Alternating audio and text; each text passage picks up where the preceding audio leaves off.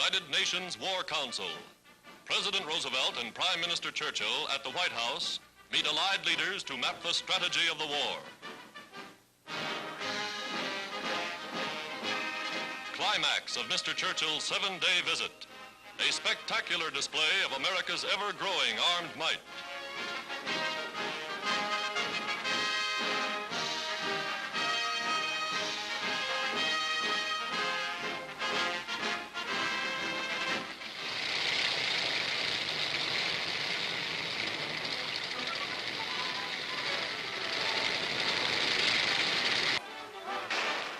Today, with invasion by air the most feared assault, Mr. Churchill evinces keen interest in the paratroopers and their equipment. These are men trained to fight a modern war. Listening in by two-way portable radio, he hears paratroop commanders aloft give their orders to bail out. Diving into space, mushrooming down in a demonstration of attack by vertical assault. Not scores, but hundreds of sky soldiers launching a mass attack.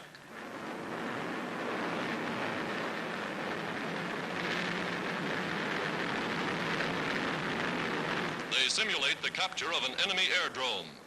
Lessons learned from the fall of France, of Belgium, of Holland, of Crete. Today, the United States Air Force shows that it too can fight a modern war and has the weapons it takes to win. Britain's Prime Minister said, "It is the most impressive demonstration I have ever seen." A sky full of fighters floating to Earth. Grim preparation for the day that is to come.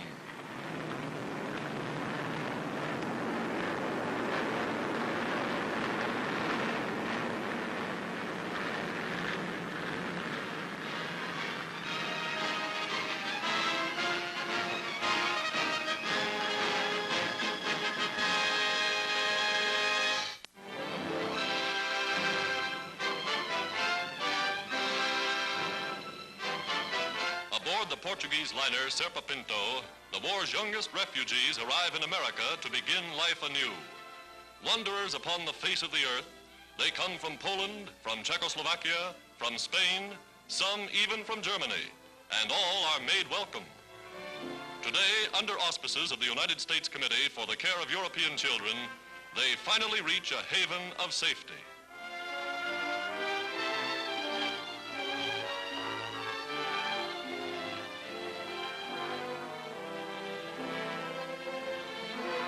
The Red Cross meets hungry stomachs with food and fresh milk, a language that any child understands. Yes, after months of an insufficient diet, this to them is truly the promised land.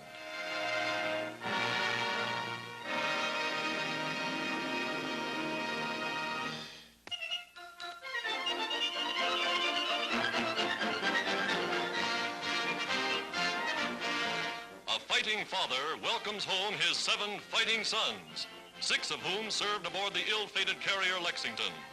When their country was attacked, they all joined the Navy. This is their first furlough back in their home port.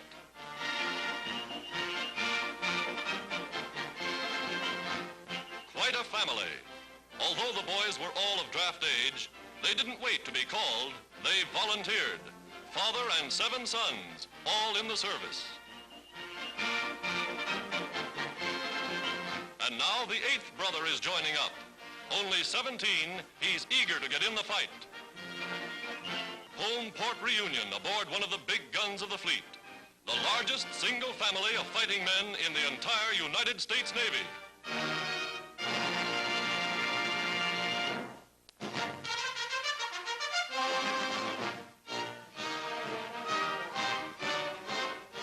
Physical exercise is an important phase in the training of U.S. aerial gunners. Strong arms and strong hands are needed to fire the powerful guns of a bomber. Hands and fingers that must be quick on the trigger. Blindfolded, they learn to take apart and reassemble each weapon.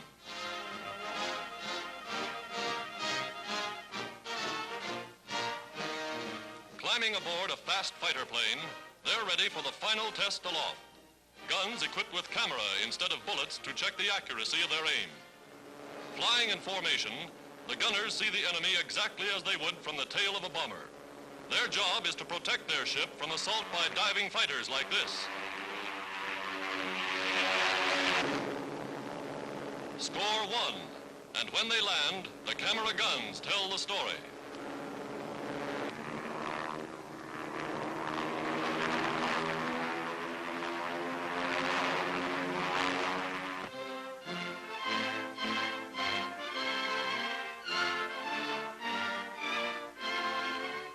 King Peter, boy ruler of Yugoslavia, meets President Roosevelt for the first time. Only 19, the young king comes to seek aid for Yugoslav guerrillas waging war against the Axis. He meets the president's cabinet and also for the first time faces a barrage of American newspapermen. A king without a country, but communiques from the Balkans say his guerrilla troops are keeping busy many German divisions. King Peter's Yugoslavia is still very much in the fight. In Canada, Queen Wilhelmina of the Netherlands sees Princess Juliana and her granddaughters for the first time since the Nazis invaded their homeland. For the 62-year-old queen, the transatlantic crossing was her first, and incidentally, her first time in a plane.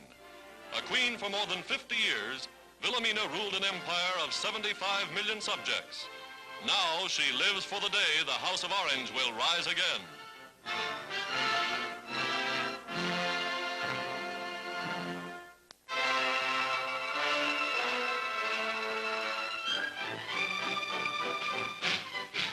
Here is the arsenal of democracy at work. One plant among thousands dotted across the vast United States. Plants that build tanks like these, huge lumbering juggernauts, in numbers that stagger the imagination. 6 months ago, President Roosevelt called for 120,000 tanks, tanks of all sizes. And overnight, the automobile industry of America transformed its plants, reshaped its tools to become the greatest tank arsenal the world has ever known. An industry geared to produce the 32 million automobiles on which America rides, now engaged solely in the task of turning out tanks and more tanks. This is mass production, as only American engineers know how. Here are figures of yesterday's newspapers, realities today.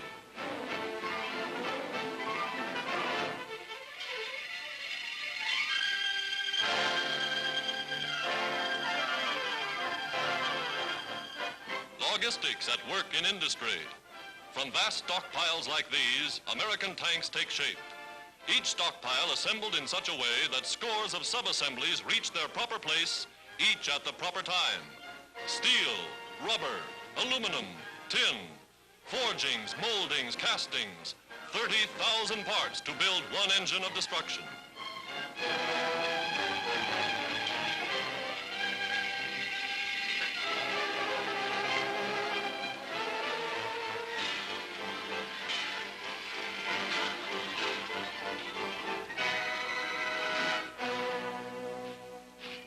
Shrouded ghosts, they roll out on trains of flat cars and are headed for the sea.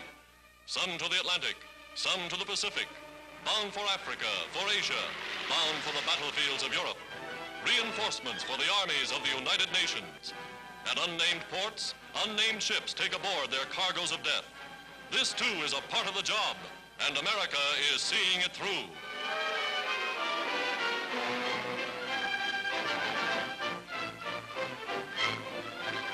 Every week, every month, American tanks are finding their way to the fighting fronts. Wherever they're needed, there they will go.